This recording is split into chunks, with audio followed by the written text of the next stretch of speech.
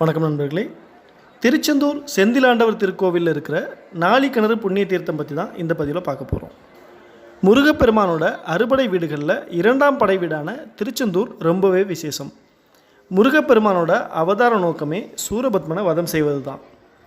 சூரனையும் அவன் சகோதரர்களையும் வதம் செய்த இடம் இந்த திருச்செந்தூர். 6 நாட்கள் தேவர்களுக்கும் அசுரர்களுக்கும் போர் நடந்தது. போர் முடிந்ததும் தனது படை வீரர்களுக்கு தீராத தாகம் ஏற்பட்டது. வீரர்களின் தாகம் தீர்க்க முருகப்பெருமான் தனது வேலால் ஒரு கிணறை உருவாக்கினார். அந்த கிணறு தான் இந்த நாளிக்கிணறு.